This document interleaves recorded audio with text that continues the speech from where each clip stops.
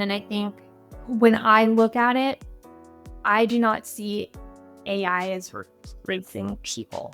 A machine didn't tell our executive team, here's what you guys should do over the next 12 months. We had to come up with those ideas. They keep telling us that it's all over for HR. The age of AI is upon us, and that means HR should be prepared to be decimated. We reject that message. The future of HR won't be handed to us. Instead, it'll be defined by those ready to experiment, adopt, and adapt. Future-Proof HR invites these builders to share what they're trying, how it's going, what they've learned, and what's next. We are committed to arming HR with the AI insights to not just survive, but to thrive.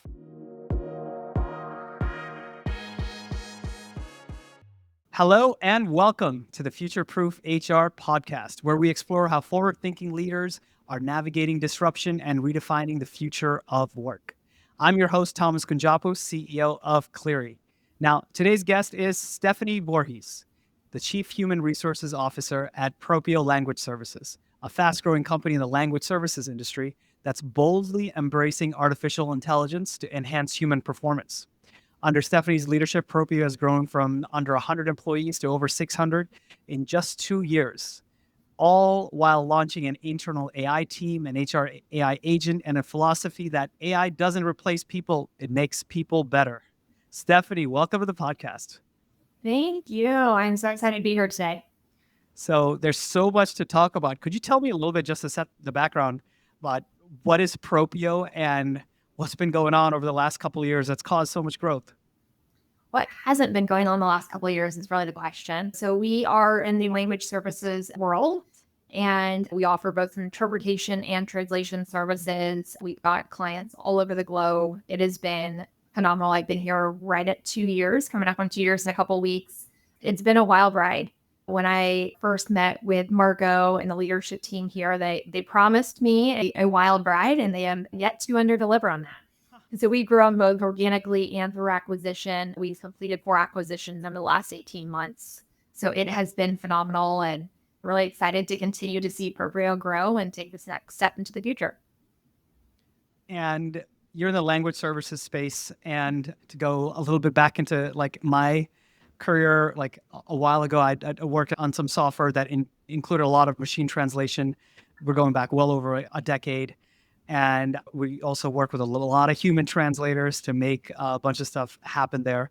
And on the face of it, it seems like an industry that has always been and is completely being rocked by AI. So tell me about how that's happening and how you guys are growing despite or because of it. Like how is it related? We can just talk about the industry, because it's very interesting, because language services, it's like one of those things where there's a lot of applications leveraging AI, right? Yeah, absolutely. And from the beginning, we have really seen AI not as a threat, but really as a catalyst of growth for us. We are a people-driven business, and the power of AI really is lying with how can we enhance the accuracy, the speed, and the insight, not replacing the human element. And so we recognized early that organizations who are leaning in and learning fast with AI will really set the pace in this industry. And so for Propio and things that we're doing here, adopting AI was really about staying true to our mission. And that's connecting people anywhere, anytime. And we are doing that through technology. And we are able to do it at a smarter and more impressive scale than I think others might be able to.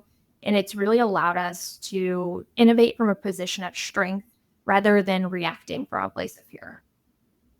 So was there ever like a moment that made you say, okay, now we're taking a right turn here as a team, and now we're going in like that in terms of being an AI adopter? Or was it just something that happened organically? And specifically, the reason I'm asking is I feel like a lot of companies and HR leaders who might be out there listening are in that mode, right, of deciding or helping decide at an executive team level, okay, what is our posture towards this for our industry and for us as an organization? So is it a lightning in a bottle moment, or was there just I don't know, hundreds of meetings and hours over years? Yeah, it was definitely a conscious decision on our part. It was about 12 months ago. It was September. We were in We knew that there was a lot of buzz around it. Our executive team is very well versed in the industry, and we started hearing about it more and more. So a little over 12 years or 12 months ago, we made that conscious decision. And September of 2024 is when we took that out to our people. It sounds like it was a conscious decision at an executive team level, seeing what you see in your industry and where you wanted to go as an organization to really see it as you want to be an early adopter, you want to lean in and also ensure that it aligns still with your broader mission. And it does. So once you got past that set of decisions, what comes next? How do you do the change management for an entire organization around AI adoption? Yeah. Like you said, it started at the executive team level. We had to have a lot of those conversations, but I think we came to this decision relatively quickly. And we all had the same thought around AI should enhance our people and performance, not diminish them. And I think since all of us were so aligned around that so quickly, that we were able to expedite some of those conversations that I'm sure companies are having out there that are taking hours upon hours. But once we knew that was our clear principle, the alignment came pretty quickly. Each of our executive team members looked at how could we use AI in our functions? How could it elevate the functions that we were responsible for, from HR to operations, product, all of us? We really took a hard look at what could we do. And then we jumped in. And I think it was a lot of communication. I mentioned this town hall in September 2024. We just came out and said, here's our stance. We're leaning into this, but we want you to know that we believe this is enhancing. It's making people better. It's not better than people.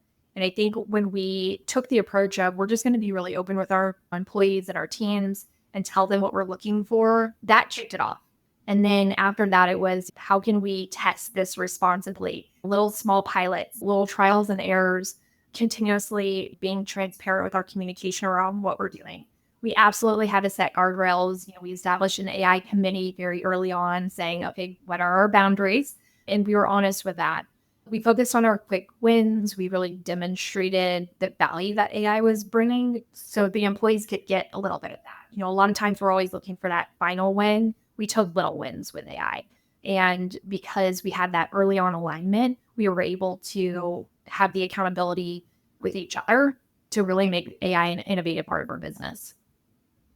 So it sounds like it was both in product development as well as like internal operations for every department. So it's kind of, as kaleidoscopically engaged as possible. And the approach you're advocating for and you went through it sounds like transparency is like key, right? So you made a decision fast and you kind of went at it and said, here's what we're doing. And there's a lot of open questions, but we're going to support people along the way. I think even if another stage I hear about often are executive teams that are aligned, but then they're trying to figure out how should we best go about engaging with the broader employee population around this, all the way from like mandates to, this is completely open and experiments, promises about L&D in folks and skilling versus just saying, hey, we need to figure things out in a small group first before we kind of make a bigger announcement. What kind of thoughts would you have about those kind of change management decisions that like people might be going through about given executive alignment, how to go about that? Like what things would you consider in forming such a strategy? I think part of it for us was we were really honest in saying nobody knows what they're doing 100% here. Like AI is to everybody. And I think that just us being willing to say, we're going to mess this up 100% and being okay to try a lot of things, fail fast with them, because nobody has the playbook for AI.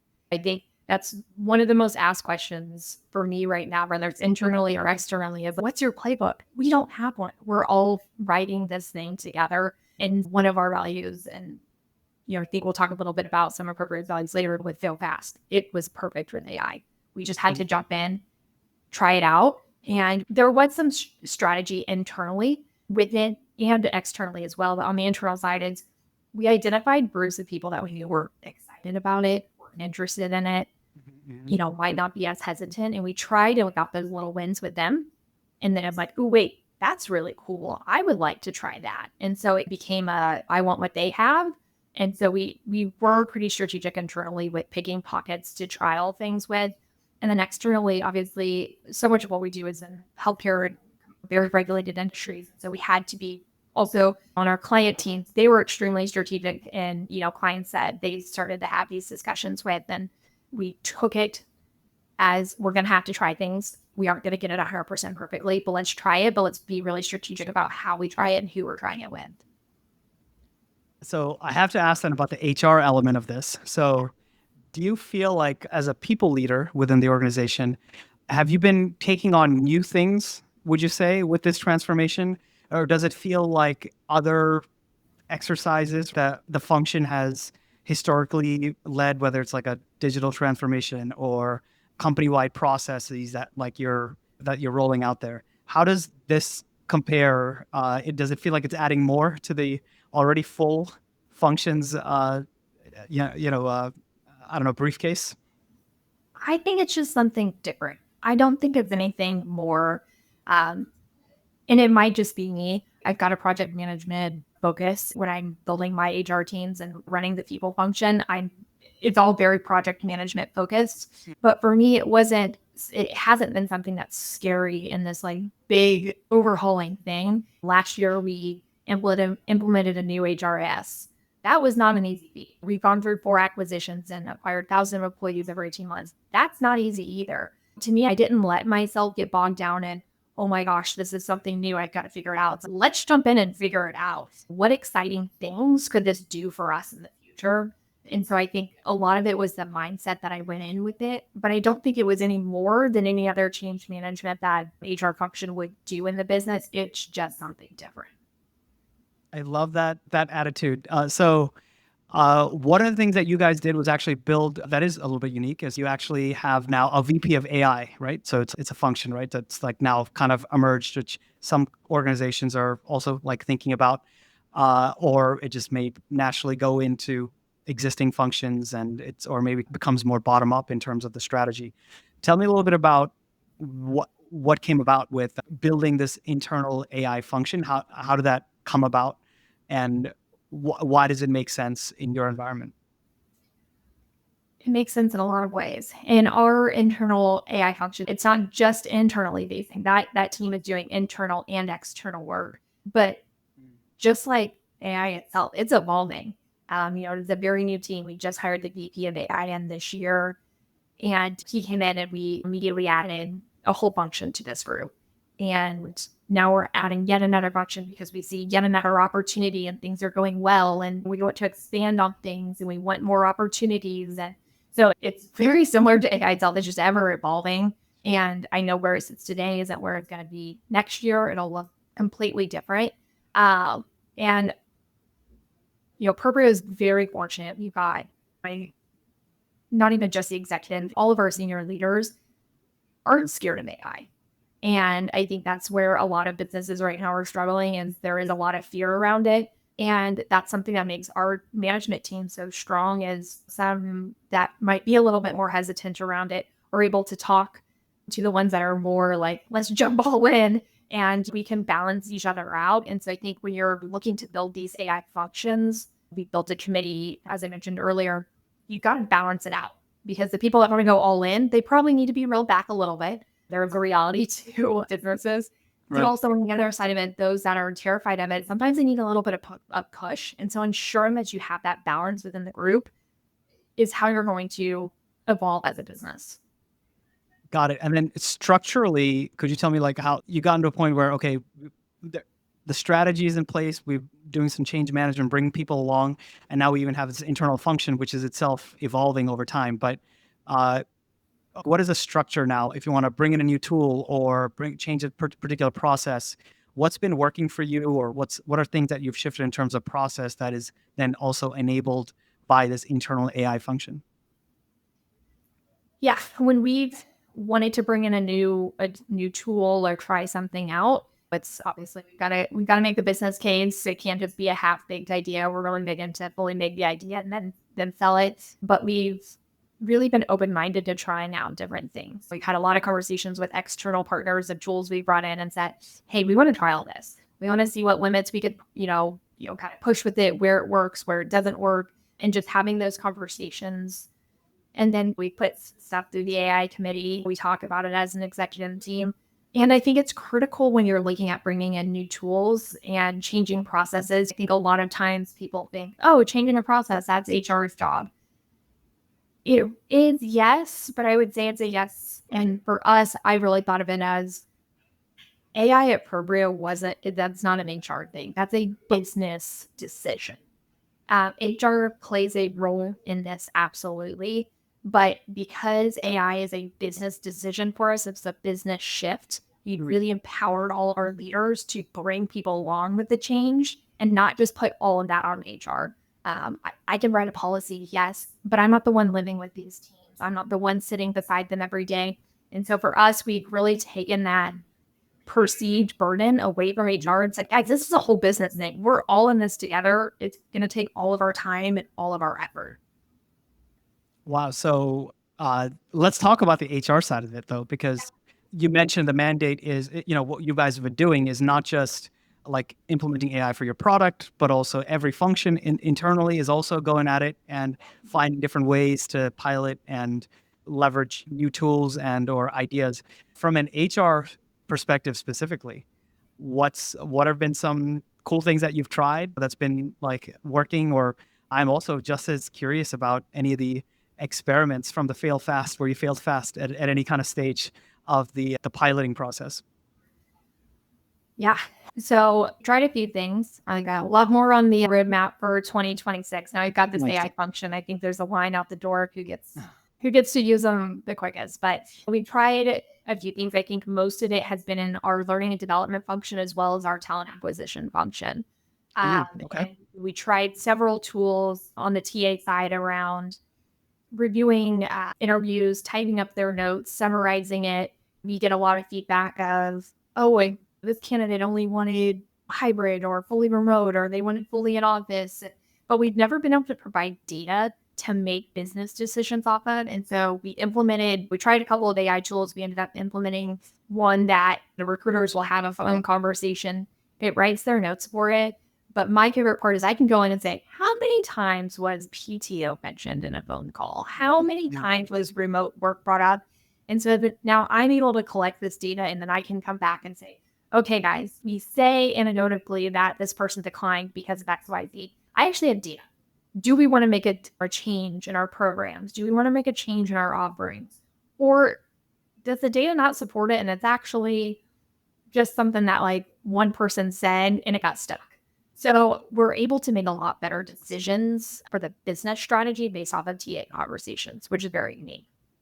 I love that example. I've seen it a lot in high ticket B2B sales for a while, where the expectation is that every call is recorded. Part of it's like a little bit almost cultural. Are we okay with having these things? But I think we're moving in that direction.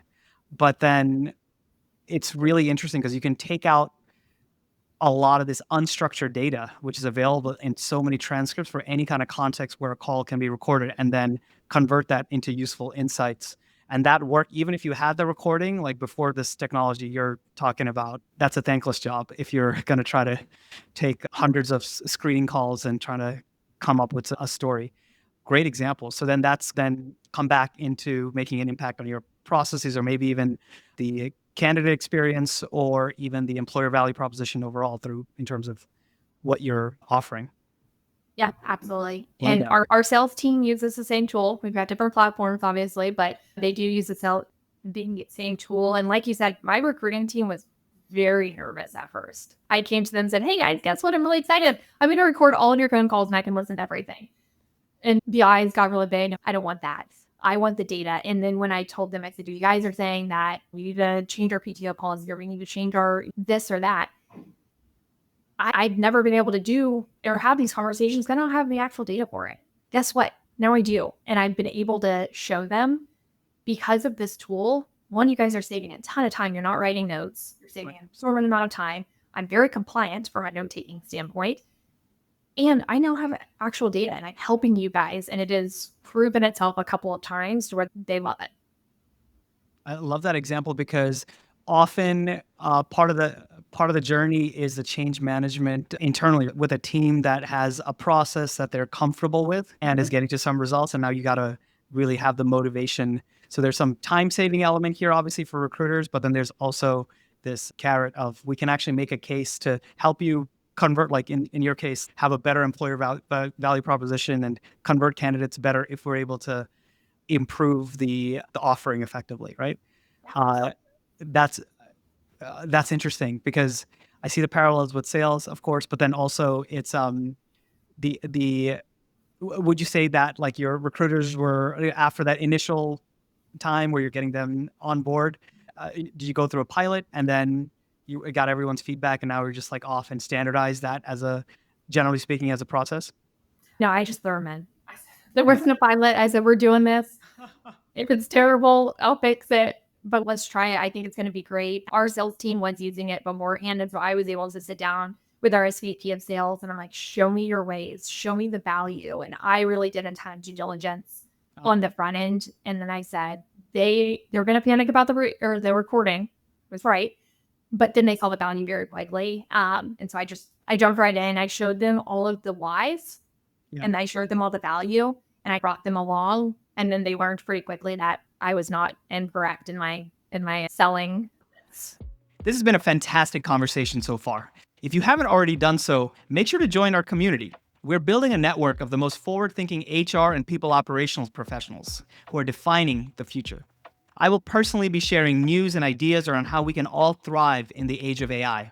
You can find it at gocleary.com/Cleary-community. Now back to the show. Yeah, and it's also an example where, so I mean, you're at the level of setting the strategy and saying, hey, we're going to all do this at a company level, but then in your own function, because arguably recruiters and any team member could potentially propose any of these ideas. But yeah, I think at least what I'm hearing is as a leader, you don't have to stop there. Right? You can go all the way into let's try this particular tool for this particular process, and let's try that starting next week, and let's really roll up our sleeves and go, and then see where we end up to really force the issue to see if you can get to some results.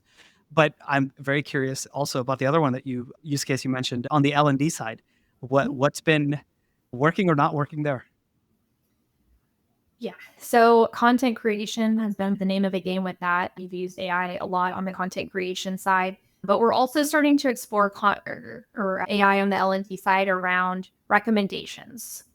So we don't have this one 100% figured out yet. We're trying out some tools right now where it can say, hey, the employee's performance is showing X. Maybe they need Y training. Or, hey, the feedback is here. We recommend this. And so actually making recommendations, I am transparently a little more hesitant of how that works than I was on the content creation side. But my L&D team is definitely using AI significantly in content creation. It's speeding up. We've got a small but mighty L&D team here, and they're able to produce a lot more quickly the content that they're supplying out to the organization. Isn't there a similar risk with that content creation side too? Like, you're putting out AI slop. Usually you'd have really well thought through content for a manager training or a specific functional kind of training, but now you're just, I don't know, expected to do more. Like, we're going to do 10 trainings instead of 2, and then you devolve towards stuff that's not as good, basically, or not as effective. Like, what are the guardrails, or how do you feel like you're on the content creation side? Because I feel like that's the place where it's easiest to start. But how do you protect against that, the quality not being to the same level as you used to have it? Yeah, this is definitely an area that my team had to learn a little bit from when we first started this journey a little over a year ago to today. And I do quarterly town halls with all of my people team. And the last 2, I said, okay, we're talking about AI. We have a whole section on AI and we're going to talk about it. And it really has been around, I love that you guys are using it. I don't want to know that you're using it by the product that's being produced. And so I reminded my team of the ChatGPTs of the world writing our emails. That's awesome. I love this for us. However, I don't want it to sound like ChatGPT wrote your email. Please make it sound like you. And so I really have had to actually take examples of work product that I've seen. I review a lot of the things before they go out to the organization, but I've had to take and say, look, I knew this was written by AI. Here's how I knew. And I compared it to things that I think showing them and just having that, I'm not upset. I'm the one that told you to go do this. Right. I'm not upset at all. I just want you guys to understand that there is a balance to it. AI is making us more efficient. AI is providing us a lot of value, saving us a ton of time, but we are still responsible for humans. And there's a human on the other side of every single thing that we do, and we cannot lose sight of that. So even when it comes as far as to automation, I'm pushing them to think through, if you receive that as your response, Right. it's your chatbot responding that way, how would you feel about that? If an employee uses the chatbot and says, my mother just passed away, I do not want that chatbot to just respond with, here is the bereavement policy. We need to build it to notify us. And so a human can respond to that, because you need to know how you would feel if you got that. And so I'm doing that on the content side. If you were sitting in a room going through this, are you going to feel like a machine did this? Or are you going to feel like a human invested time?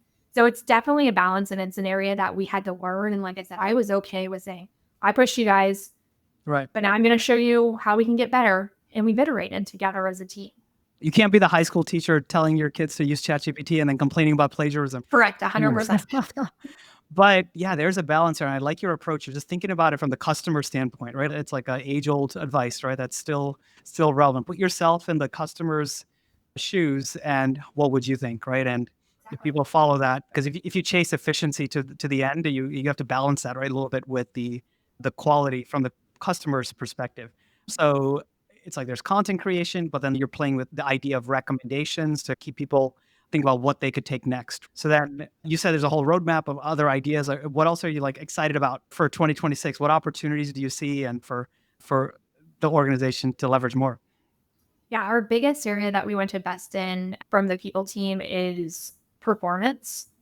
I still think there's some more I can add into the talent acquisition function. Our big joke is we actually use ChatGPT to find our VP of AI. Very roundabout way, but it was involved in the hiring of our VP of AI. Nice. And it's one of our favorite stories. But we want to really focus on the performance side of things. Performance takes a lot of time, and not everybody loves it. Not everybody is as good from a leader standpoint in having those discussions. So there are several tools that we're currently evaluating right now that can help us with some level of automation with 9box AI performance review writing, which sounds very scary, but that is where I'm checking a lot of boxes of saying, okay, well, we have to make sure the manager is able to say, yes, that is what I wanted to say.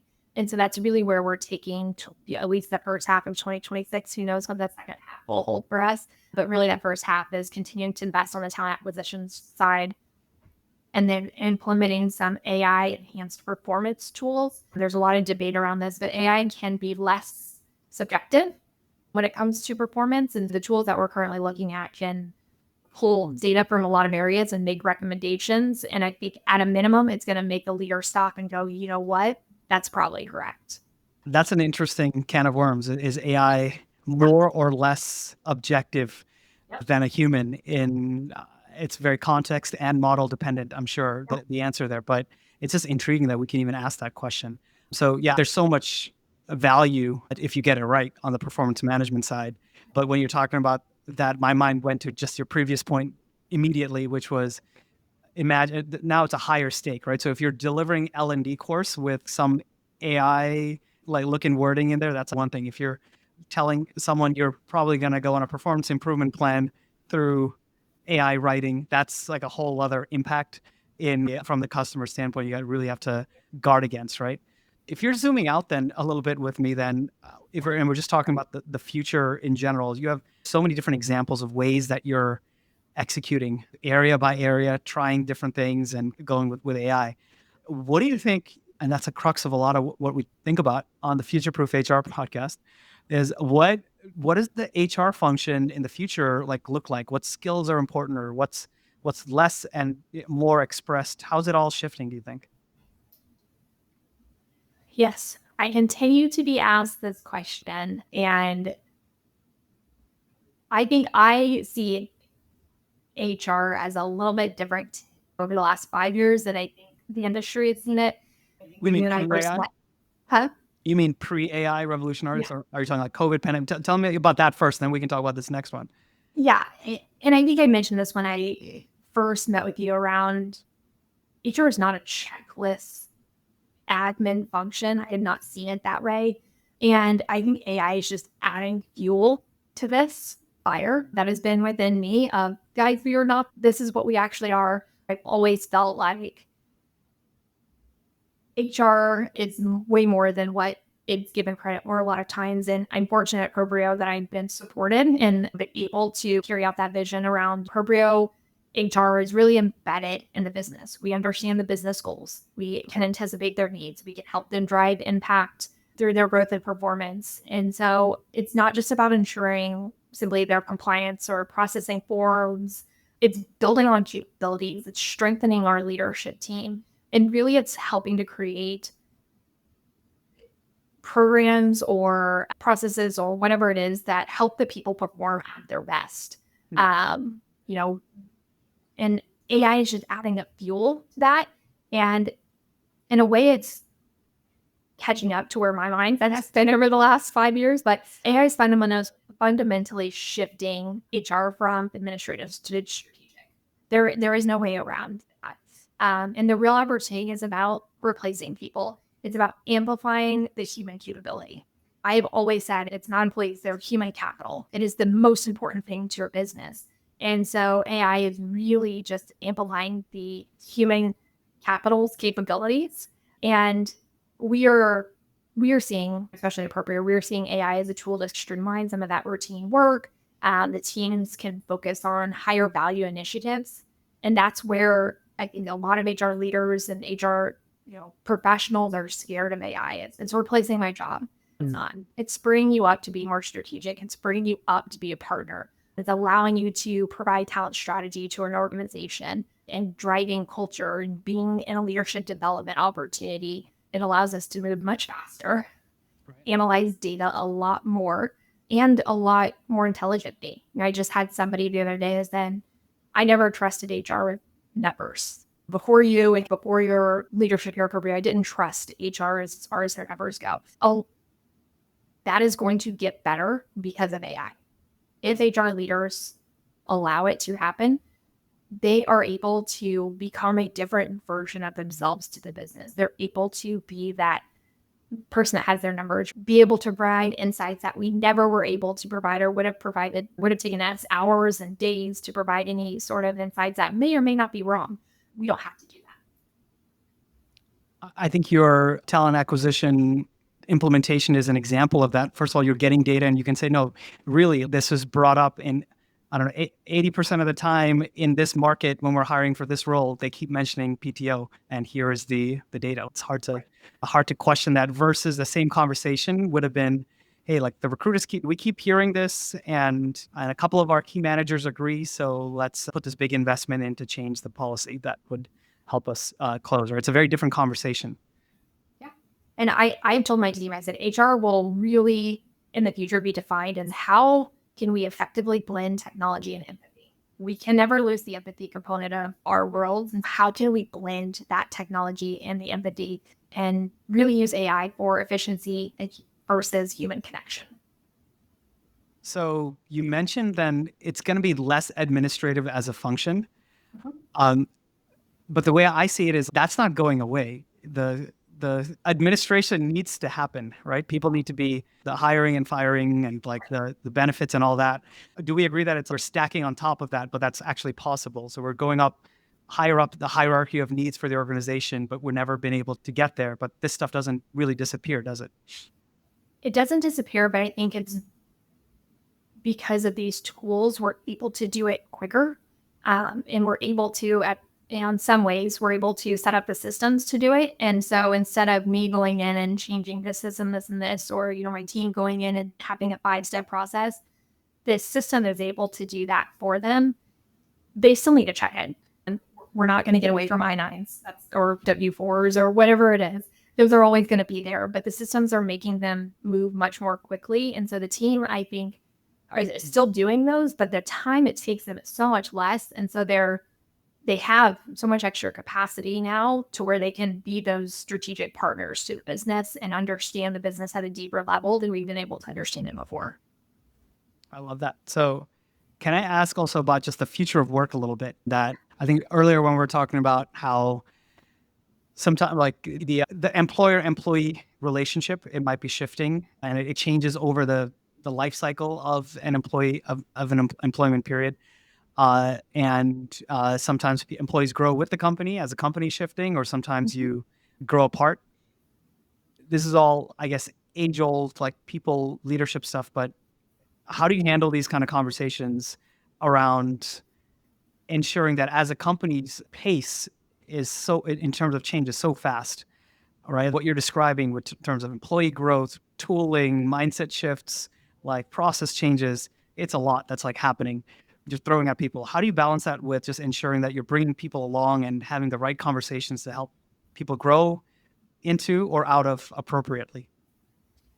Yeah, that conversation is one I shouldn't say I never shied away from it. I think early on in my career, I was in the, oh my gosh, we lost a person. What are we going to do mindset? And I really shifted away from that. And now anybody that has gone through an interview with me at Propio, I have said the same line.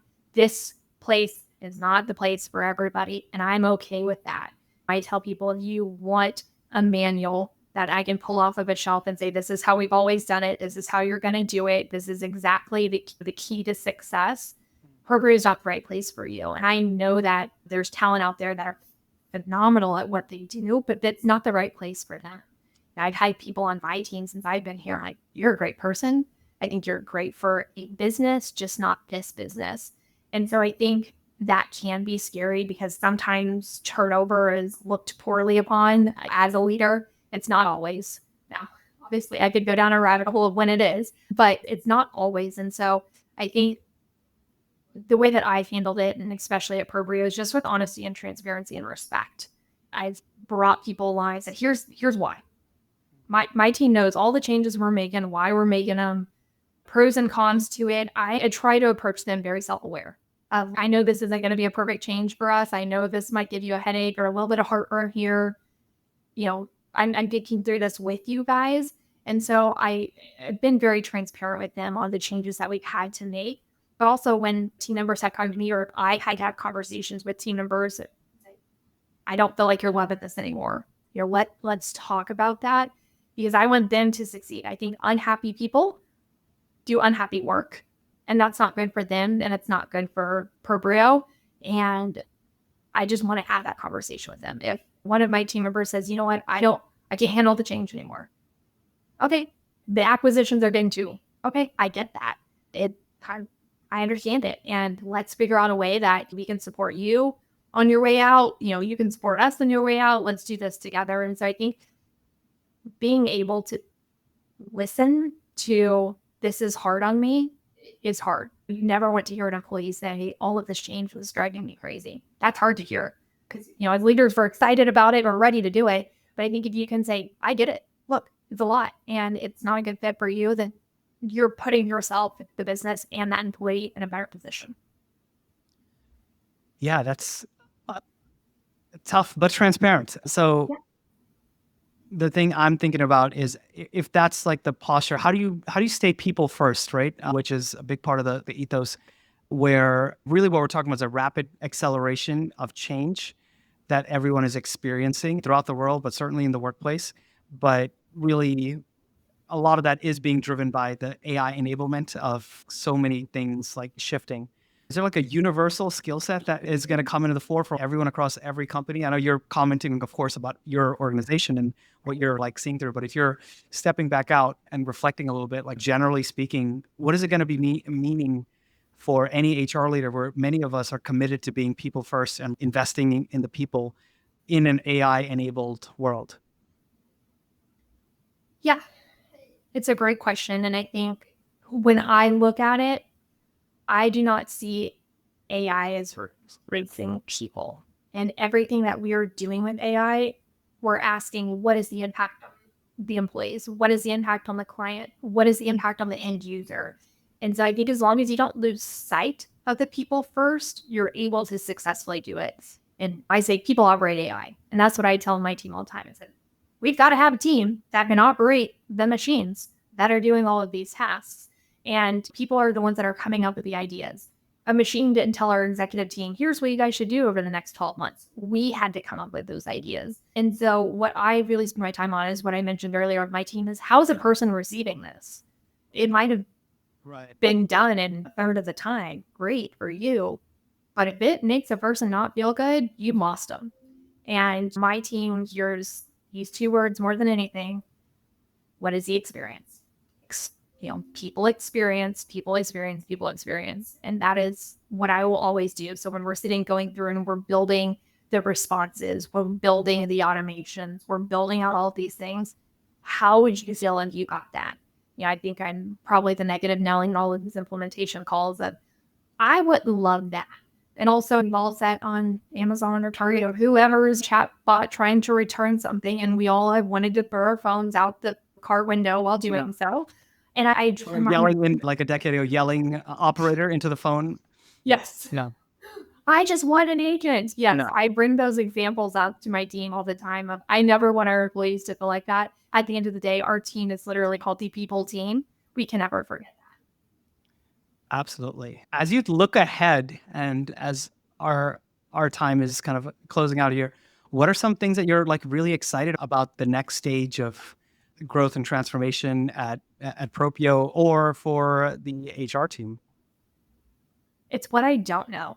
That's honestly what I'm so excited about I describe Propio as the good type of crazy, and it will always ring true to me of, I don't know what is next. I don't think we had a grand idea. Our CEO might tell me different, but I don't think that we had this thought that we would be able to do 4 acquisitions in 18 months. I don't think any of us thought that. I didn't think that we'd be able to completely retool and function the HR team within less than 2 years. And those things were not always on the roadmap, but they were opportunities that came. And so for me, what I'm most excited about for my team, for Propio as a whole, and for the HR industry is we don't know what's coming. None of us saw COVID. I'm sure somebody saw AI. I did not see AI coming at the speed in which it came to us. And so it's just having the mentality and loving what I do so much of, I don't know what's going to get thrown at us. Let's figure this out together. We might have a headache after that day, but we're going to figure it out. I think is what I'm most excited for. It's just, we don't know what's coming and I can't wait to see what's in store for us. Absolutely. I think that is a great thought as any to end this conversation, Stephanie, because the future is unwritten, but there is a lot we can learn from all of these different projects that you've gone through, both from the executive alignment to change management and how you thought about that, not just top down, but also bottom up, and how you've also rolled up your sleeves into getting into specific projects. We went to some great examples across the employee lifecycle and HR programs, right, where there's no dearth of projects or ideas, right, for ways that people, depending on the journey they're on and the phase of the organization, where they can't find some room to experiment. And I love your focus on mindset, because that came up a bunch around like what you're expecting from the employee population as well as the HR team to actually move things forward, and all the nuances associated with the communication, right, from the leadership position and the HR team more broadly in interaction with the overall organization. Thank you for sharing all this. And you say you're a negative Nelly, but on the other hand, you're also pushing to try everything. But yes, I guess it's two sides of the same coin. Like, we got to try everything, but that's a fail fast, right? But we got to be open to really evaluating whether this is working for us or not. But we got to keep evaluating. And I suspect as you keep doing that, the muscle just gets built, and so the whole team just gets better at it and more efficient at it, and it gets more fun, hopefully, and less of those days with headaches, as you mentioned. Thank you for this conversation. For everyone who's listening out there and who's looking at ways to future-proof their own organizations and their own HR functions, I think there are several nuggets hopefully you've taken away from this chat. And to Stephanie, once again, thank you for this conversation, and see you on the next one. Bye now. Thanks for joining us on this episode of Future Proof HR. If you like the discussion, make sure you leave us a 5-star review on the platform you're listening to or watching us on. Or share this with a friend or colleague who may find value in the message. See you next time as we keep our pulse on how we can all thrive in the age of AI.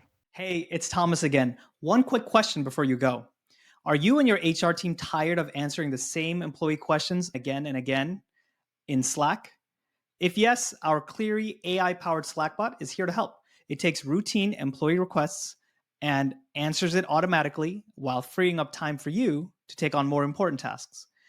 At the same time, it automatically builds up an HR knowledge base as you go. It's quick to set up, works right in Slack, and you can try it for free. Just head on over to gocleary.com/HR-chatbot to install it. It's again, gocleary.com/HR-chatbot. Thanks again.